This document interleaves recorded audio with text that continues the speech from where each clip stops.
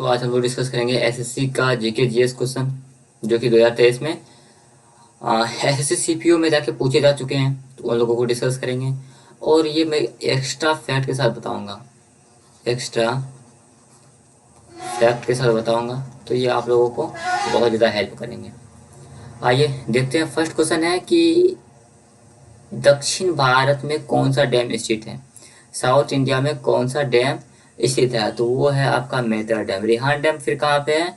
Rihan dam आपका UP में है, और गांधी सागर डैम आपका कहाँ है? एमपी में है। ठीक, और तिलिया डैम है आपका झारखंड में। और हम लोग एक चीज देख लेते हैं, जो एमपी में ये गांधी सागर डैम है, ये किस नदी पर बना हुआ है? तो ये बना हुआ है आपका चंबल रिवर पर, चंबल नदी पर। और ये बना हुआ है आपका तिलैया डैम बराकर नदी पर। कहाँ? बराकर नदी। ठीक है, अगला क्वेश्चन देखते हैं हम लोग। Who is the author of the novel before we visit the goddess? Before we visit goddess के उपन्यास के लेखक कौन है? तो इसका क्या आंसर है आप लोग कमेंट में बता सकते हैं। उससे पहले हम लोग इसको डिस्कस कर लेते हैं। हम लोग डिस्कस करेंगे, किधर चला गया यहाँ, किरण दोषी। किरण दोषी का कुछ बुक्स है, सॉरी बुक्स नहीं, नोवेल। किरण दोषी ने जो भी नोवेल लिखे हैं उसको हम लोग डिस्कस करेंगे। तो इसको हम लोग ऐसे ऐसे डिस्कस करते हैं। किरण दोषी का सबसे पहला जो बुक है, पहला नहीं इम्पोर्टेंट, तो वो है डिप्लोमेटिक टेल्स। क्या है? Diplomatic tales. और कौन सा बुक है? डिप्लोमेटिक टेल्स को छोड़कर और एक बुक इन्होंने, बुक नहीं, मैं पता नहीं 12 बुक क्यों बोलता हूँ, एक जिन्ना नोवेल है, और इसका एक और नोवेल है, वो है द बजल कॉल्स। क्या है? द बजल कॉल्स। ठीक, अब अरुंधति रॉय का कुछ कुछ बुक को डिस्कस कर लेते हैं हम लोग। इसको कलर हम लोग अलग करते हैं, चलिए ठीक है। अरुंधति रॉय का कौन कौन सा बुक है? तो अरुंधति रॉय का सबसे पहला जो और फेमस बुक है वो है the God of small thing, जो कि बहुत बार एग्जाम में पूछे जा चुके हैं। The God of small things. और कौन सा book? The God of small things हो गया, और है आज़ादी। आज़ादी। और एक बुक है the ministry of utmost happiness. The ministry of utmost happiness. Utmost happiness. और झुम्पा लाहिरी का कौन कौन सा बुक है, इसको डिस्कस कर लेते हैं। झुम्पा लाहिरी का सबसे पहला बुक तो है द नेमसेक। द नेमसेक, जो कि अगेन ये वही बुक्स हैं जो कि एग्जाम में पूछे जा चुके हैं। और झुम्पा लाहिरी का द नेमसेक हो गया। और क्या है? Interpreter of maladies. एक ये भी लिख देता हूँ, इंटरप्रिटर ऑफ मालाडीज। चलिए आगे बढ़ते हैं। अगला क्वेश्चन है कि राष्ट्रपति किसी विधेयक को अनिश्चित काल के लिए लंबित रखते हुए कहा था। मतलब सीधा सा बात है, राष्ट्रपति के पास जो है 3 टाइप का होता है, वेटो पावर होता है ना। एक होता है पॉकेट वेटो, एक होता है सस्पेंसिव वेटो, एक होता है एब्सोल्यूट वेटो। तो किस वेटो के अंतर्गत राष्ट्रपति जो इंडिफिनिट टाइम के लिए, इंडिफिनिट पीरियड के लिए किसी भी बिल को रख सकता है, तो उसका होगा ये पॉकेट वेटो। फिर सस्पेंसिव वेटो क्या होता है? सस्पेंसिव वेटो के अंदर राष्ट्रपति को पावर मिलता है कि उस बिल को एक बार रिव्यू के लिए भेज दिया जाए, अगेन देखने के लिए भेज दिया जाए। और एब्सोल्यूट वेटो के अंदर क्या होता है, क्या पावर है कि वो डिनाई कर सकता है, साइन नहीं करना, ऐसा मना कर सकता है कि साइन नहीं करूंगा, ये वाला। आगे देखते हैं। Which of the following union territories has the lowest literacy rate according to the 2011 census? 2011 census के अकॉर्डिंग में सबसे कम साक्षरता दर किस मतलब यूटी में है, किस केंद्र शासित प्रदेश में है? तो वो है दादर नगर हवेली। दादर नगर हवेली में। ठीक, अच्छा, और इससे इम्पोर्टेंट क्या क्या है, क्या क्या कुछ फैक्ट है 2011 सेंसस को लेकर? तो सेंसस 2011, इससे एक है फीमेल लिटरेसी रेट कितना है उस टाइम में। फीमेल लिटरेसी रेट तो वो आपका है 65.46%। फीमेल हो गया तो मेल भी देखते हैं, मेल लिटरेसी रेट है 80%। और सेक्स रेशियो क्या है, रेशियो सेक्स रेशियो है आपका 940 रेशियो 1000, मतलब 1000 अगर मेल है तो उस पर 940 फीमेल है। आगे बढ़ते हैं। लिखा हुआ है हुका फॉल्स कहाँ लोकेटेड है, हुका जलप्रपात कहाँ है, तो वो है आपका न्यूजीलैंड में। ठीक, अगला देखते हैं। अब मनी बिल, चलिए अब मनी बिल आ गया तो इसको हम लोग थोड़ा सा डिस्कस कर लेते हैं कि मनी बिल किस आर्टिकल में है। तो मनी बिल है आपका article 110।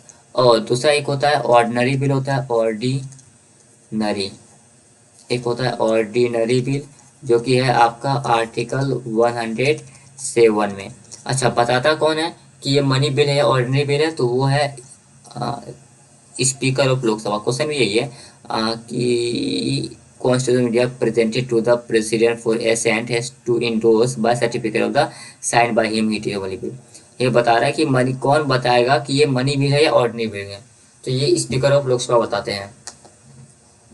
Which state was the host of 5th Khelo India youth game, मतलब 5वां खेलो इंडिया यूथ गेम्स किसने होस्ट किया था, किस स्टेट ने होस्ट किया था, तो वो है आपका मध्य प्रदेश। अगला देखते हैं। Who among the following is considered as the father of Carnatic music India, कर्नाटक संगीत के जनक किसको माना जाता है, तो वो है, किसको माना जाता है आपको पता है, पुरंदरदास जी को माना जाता है। अगला देखते हैं। Terrestrial planet are composed of, terrestrial planet किस किस से बने होते हैं, तो इसका आंसर तो सिंपल सा है, रॉक एंड मेटल से बने होते हैं। अब कौन कौन सा, एक होता है प्लैनेट, थोड़े इसको पढ़ लेते हैं हम लोग थोड़ा सा कि प्लैनेट होता कितने टाइप का है। प्लैनेट जनरली 2 टाइप का होता है, एक terrestrial planet, sorry not R, this is P, terrestrial planet, और एक होता है जोवियन प्लैनेट। ठीक, टेरेस्ट्रियल प्लैनेट को हम लोग बोलते हैं इनर प्लैनेट, इनर प्लैनेट इसको बोलते हैं, क्या लिख रहा हूँ मैं इसको,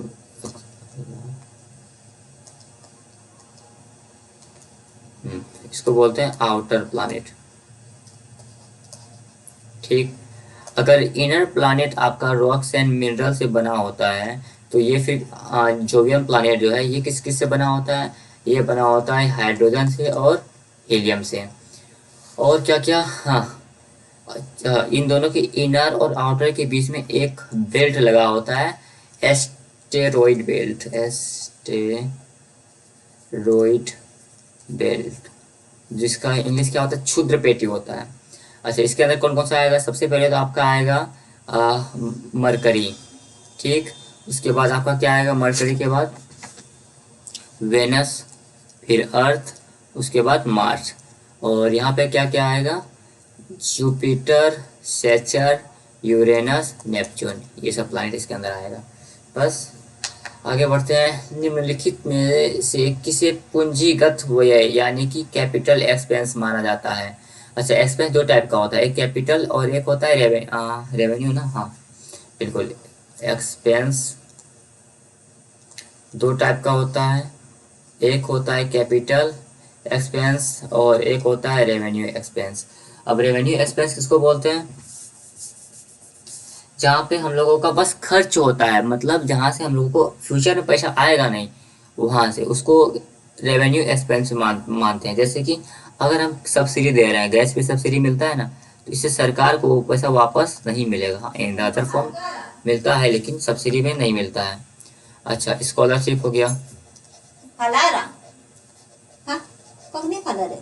और क्या होगा, पेंशन, और आएगा सैलरी, जिसको अगर हम लोग सैलरी देते हैं या फिर डिफेंस में अगर यूज करते हैं तो वो सब आ जाएगा आपका रेवेन्यू एक्सपेंसेस में, यानी सिर्फ खर्च होता है। और कैपिटल एक्सपेंसेस में क्या होता है, जहाँ से हम लोग खर्च यहाँ भी करते हैं लेकिन हम लोग यहाँ इन्वेस्ट करते हैं। इन्वेस्ट कहाँ इन्वेस्ट करते हैं, इंफ्रास्ट्रक्चर को बनाने में, इंफ्रास्ट्रक्चर को बनाने में। और क्या, तो अगर हम लोग इंफ्रास्ट्रक्चर बनाएंगे तो क्या होगा, एसेट बढ़ेगा, एसेट बढ़ जाएगा, यानी हम लोग के पास पूंजी बढ़ जाएगा। अच्छा, ये तो हो गया। दूसरा क्या हो गया कि हम लोग पब्लिक डेप्ट जो होता है, पब्लिक डेप्ट यानी जो सरकार लोगों से उधार लेती है, उसको रीपे करें। ये सब कैपिटल एक्सपेंसेस में आता है। चलिए अब हम लोग क्वेश्चन को देखते हैं। इनमें से कैपिटल एक्सपेंसेस कौन सा कैपिटल एक्सपेंसेस है? पेंशन। पेंशन देना तो बिल्कुल ये रेवेन्यू एक्सपेंसेस में आता है। किसी का सैलरी देना ये भी रेवेन्यू एक्सपेंसेस में आता है। सब्सिडी देना भी रेवेन्यू एक्सपेंसेस में आता है। तो यहाँ हो गया कंस्ट्रक्शन ऑफ स्कूल बिल्डिंग। अगर स्कूल या बिल्डिंग बनाएंगे तो उससे क्या होगा? इंफ्रास्ट्रक्चर को बना रहे हैं, तो यानी कैपिटल एक्सपेंसेस में आएगा। अगला question, which goddess is associated with Gangaur festival celebrated in central and western India? Gangaur festival जो है कहाँ मनाया जाता है? सॉरी, गंगौर फेस्टिवल जो है उससे कौन सा गॉडेस रिलेटेड है? तो वो है गॉडेस पार्वती। ठीक, अगला देखते हैं। In which of the following Indian state the south west monsoon set first to give rainfall? तो इसका आंसर होगा केरला। आइए थोड़ा सा हम लोग मानसून को डिस्कस कर लेते हैं। Monsoon, south west monsoon. चलिए चलिए, यहाँ पे है लिखा हुआ है साउथ वेस्ट मानसून। इसके कारण ही इंडिया में 75% क्या होता है? रेनफॉल होता है। ठीक, और इसको क्या बोलते हैं? एरिवल मानसून भी बोलते हैं।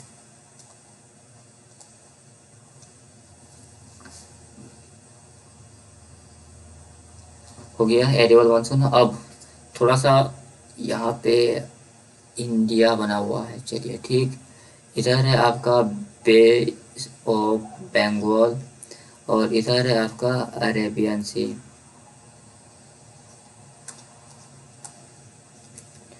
अब अरेबियन सी के कारण देखते हैं, थोड़ा अरेबियन सी को पढ़ लेते हैं। इसका क्या रोल रहता है आपका मानसून में, साउथ वेस्ट मानसून में? तो अरेबियन सी जो है ना, सबसे पहले अपना जो बारिश होता है इसके कारण वो होता है केरला में। उसके बाद कहाँ होगा? गुजरात, फिर पंजाब में। और बे ऑफ बंगाल इसके कारण, और मैं एक चीज यहाँ पे एड ऑन कर देता हूँ, इसके कारण जो है 65% रेनफॉल होता है। चलिए अब बे ऑफ बंगाल को देख लेते हैं। ये सबसे पहले जो है बारिश करेगा कहाँ पे? मेघालय में। मेघालय में, मेघालय में कहाँ? आपने सुना होगा खासी हिल, सुना है ना, गारो खासी जयंता, तो यहाँ पे ये हो गया। और इसके कारण 35% क्या होता है? रेनफॉल होता है। और क्या, ये कहाँ कहाँ करता है रेनफॉल? वेस्ट बंगाल में, बिहार में, झारखंड में, यूपी में और हिमाचल प्रदेश में, फिर पंजाब में। अगला देखते हैं। In which year did 44th amendment remove the right to property? अच्छा, राइट टू प्रॉपर्टी जो है 44वां संविधान संशोधन जो हुआ था उससे निकालकर, फंडामेंटल राइट से निकालकर हटा दिया गया है। तो राइट टू प्रॉपर्टी किस आर्टिकल में था पहले? तो पहले तो ये आर्टिकल 33 में था। और अभी किस में है? अभी है आर्टिकल 300 का ए, सब क्लॉज ए में है, जो कि पढ़ता है पार्ट 12 में। चलिए, और ये हुआ कब था? 44th अमेंडमेंट हुआ कब था? ये हुआ था 1978 में। इसमें और क्या हुआ था? इसमें और एक चीज हुआ था कि प्रेसिडेंट जो है, प्रेसिडेंट नेशनल इमरजेंसी लगा सकता है। कब? सिर्फ और सिर्फ जब रिटर्न रिकमेंडेशन मिले पीएम का या फिर काउंसिल ऑफ मिनिस्टर का। और क्या था? और प्रेसिडेंट कैन रिटर्न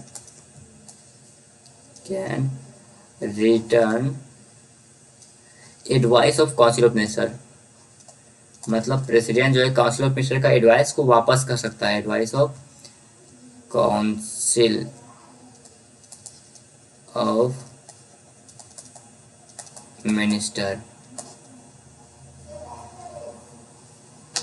अगला देखते हैं। In which year was the small industries bank SIDBI setup? SIDBI कब सेटअप किया गया था? इसको जानने से पहले थोड़ा सा हम लोग एक्स्ट्रा फैक्ट देखते हैं। सिडबी कब सेटअप किया गया था? इससे पहले हम लोग बात करते हैं नाबार्ड के बारे में कि नाबार्ड यानी कि फुल फॉर्म क्या होता है नाबार्ड का, किसी को पता है तो कमेंट में लिख दीजिएगा। National bank for agriculture and rural development. इसका कब हुआ था? तो इसका हुआ था सेटअप 1982 में। RRB यानी which is regional rural bank, ये इसका फाउंडेशन हुआ था 1975 में। BBB बैंक बोर्ड ब्यूरो, इसका फाउंडेशन हुआ था 2016 में। और EXIM export and import bank of India, इसका फॉर्मेशन हुआ था, ये सेटअप हुआ था 1982 में। और एक है SBI, ये सेटअप हुआ था आपका 1955 में। अच्छा अभी आ गया कि सिडबी कब सेटअप हुआ था? तो ये हुआ था सिडबी 1990 में। अगला क्वेश्चन है, सॉरी कितना बड़ा क्वेश्चन है, देखते हैं। किस नोबेल पुरस्कार विजेता ने 19वीं सदी के अंत में एक प्रयोग करा और देखा कि जब दो धातु प्लेटों के बीच वोल्टेज लगाया जाता है तो कम दबाव वाली गैस से भरी एक ग्लास ट्यूब विकिरण उत्सर्जित करती है? तो ये क्या था? फिलिप लेनार्ड ने। चलिए आज के लिए बस इतना ही। वीडियो पसंद आया होगा तो इसको लाइक कीजिए, शेयर कीजिए और कमेंट कीजिए। और एक चीज़ कर सकते हैं, आप इस चैनल से जुड़ सकते हैं, सब्सक्राइब करके सपोर्ट दिखाइए, एक न्यू चैनल है। ठीक, इसी तरह हम लोग आपके लिए वीडियो लाते रहेंगे।